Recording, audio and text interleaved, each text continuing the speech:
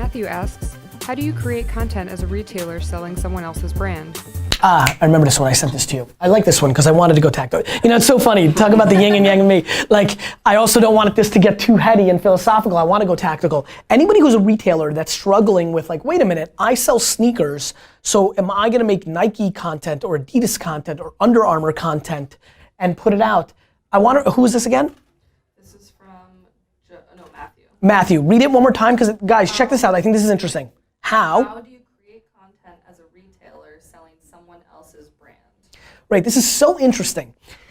As a retailer, you sell somebody else's brand.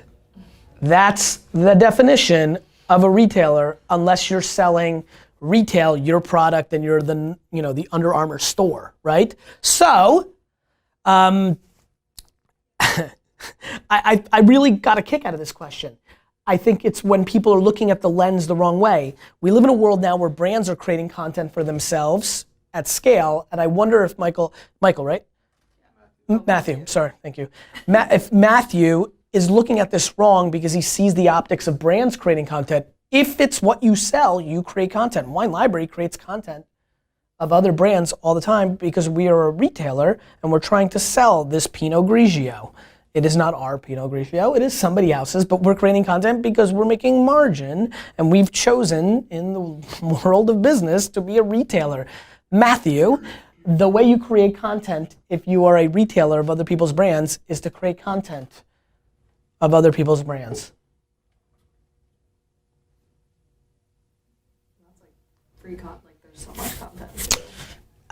It's what you do. Like, if you sell other people's, brands, you make content. Now, what you could be asking in more detailed oriented, back to being practical, is you may have to follow guidelines of a brand when you're producing content. I think you need to be conscious of putting those brands in a good light because they're your supplier and they are more than capable of discontinuing you selling that product. So you have to be political about what that is, but you also have to find a different angle that is your angle from the brands. I think one of those places is price.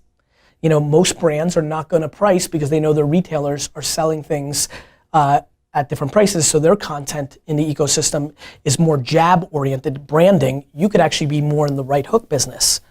This Pinot Grigio got 90 points from the Wine Spectator and is on sale for $11.99. So you could, those are kind of things a retailer does. You could also create content of that product within your retail store. And so you're showing it in that environment. Again, another thing brands won't normally do because they don't want to allude to picking a favorite from one retailer to another. So use the advantages you have that the mothership brand won't do, but you can possibly do. And I think for all of you, now leveling this up, back to the theme of yesterday and trying to do that more in this show, I think way too many people dwell on what they can't do instead of realizing what they can do, right? So focus on the things that make you uniquely you, and do the things that that other people can't do, whether that's your partners, like a supplier and a retailer, or that's your competitors. They happen to be in this state, you happen to be in Colorado and you have pretty mountains. Use that to your advantage. I can't make mountain content here. Fuck mountains. I hate mountains. GaryVee hates Link it.